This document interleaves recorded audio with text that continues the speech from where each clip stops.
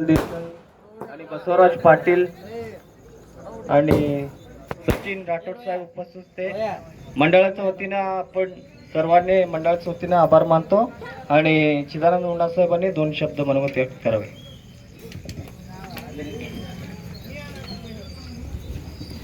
गणपती बाप्पा मोरया. गणपती बाप्पा पुढच्या वर्षी. जय हनुमान गणेश मंडळ यांच्या कार्यकारी मंडळांना मी चिदानंद शिवभाई सिद्धप्पा उन्नत, सरपंच ग्रामपंचायत कोनळी व तसेच डॉक्टर सौ ज्योती चिदानंद उन्नत या दोघांकडून या गणपती मंडळांना या गणेशोत्सवाबद्दल हार्दिक हार्दिक हार्दिक अभिनंदन. मी आपला जास्त वेळ घेणार नाही, फक्त 1-2 शब्द 5 मिनिटात मी माझं भाषण संपवतो.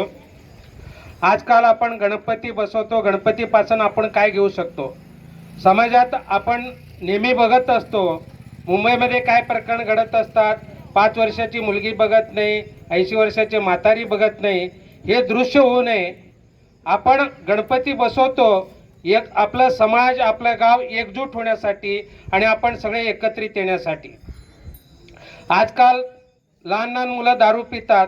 दारू पिल्यानंतर एवढं वाईट परिस्थिती होते की सगळ्या गावामध्ये 27-28 वर्षाचं मुलं होत नाहीत, ते दारू पिऊन मरण पावतात. असली गोष्ट होऊ नये. आपण यापुढे दारू पिऊ नये असे या गणपतीचे आज आहे. गणपतीजवळ आपण शपथ घेऊन आपली वाईट व्यसन दुर्गुण सर्व आपण निकृष्ट करूया असं मी गणपती चरणी प्रार्थना करतो. एक एक्झाम्पल सांगतो. जर आपण दारू पिल्यानंतर जी माय आपल्यासाठी लग्न करून बाहेरची माय आपल्या घरी लग्न करून येते, लग्न करून आल्यानंतर ती आपण दारू पिऊन आपलं जीवन संपवल्यानंतर तिला किती वाईट परिस्थिती वाटते. घरात 7 वर्षाचा लहान मुलगा असतो. लहान मुलाचं समजूत काढत असताना ती वडील कुठे गेले असे मायला विचारल्यानंतर ती माय बोलते की वडील देवाघरी गेले म्हणून समजूत काढते. परंतु आपण आपल्यावरती ती माय विश्वास ठेवून आलेले आहे. त्या माईचा विश्वास कोणी विश्वासघात करू नये. प्रामाणिकपणे तिच्याशी वागून कुठलंही व्यसन न करता आपण तिच्याशी वागायला पाहिजे. अरे जाम पे जाम पीने से क्या फायदा, सुबह पियोगे तो रात को उतर जाएगा. अगर पीना ही है तो हरि नाम का प्याला पियो, आपका जिंदगी सुधर जाएगा, आपका जिंदगी सुधर जाएगा. सांगता सांगता एवढंच सांगेन, कोनळी ही माझी जन्मभूमी आहे, परंतु जौर सुद्धा ही माझी जन्मभूमी आहे. कारण जौर ही माझी अर्धांगिनी धर्मपत्नी ज्योती उन्नतीचा माहेर आहे. जसं कोनळी हे माझं जन्मभूमी आहे तसं जौर सुद्धा माझं जन्मभूमी आहे.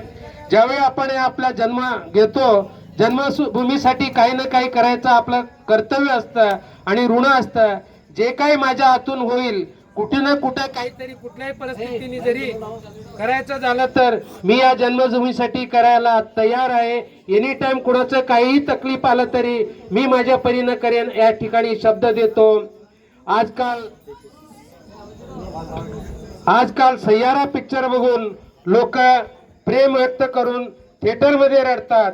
सय्यारा पिक्चर बघून प्रेम व्यक्त करून लोक थिएटरमध्ये रडतात. अरे मित्रांनो, तुम्हाला जर खरोखरच प्रेम बघायचं असेल तर एक दिवशी हॉस्पिटलमध्ये जा. हॉस्पिटलमध्ये जाऊन डिलेव्हरी वॉर्डमध्ये जा. डिलेव्हरी वॉर्डमध्ये जाऊन ज्यावेळी आईने आपल्या बाळाला जन्म देते ना, त्यावेळी तिची वेदना कष्ट किती होते ते बघा. आणि डिलेव्हरी झाल्यानंतर तिला किती वेदना होतात आणि कष्ट होतात ते बघा. ज्यावेळी ते वेदना बघून तुमच्या डोळ्यात पाणी येतं ते खरं आईचं प्रेम असतंय, ते खरं आईचं प्रेम असतंय. सय्यारा बघून जे डोळ्यात पाणी आणतं ते प्रेम नाही.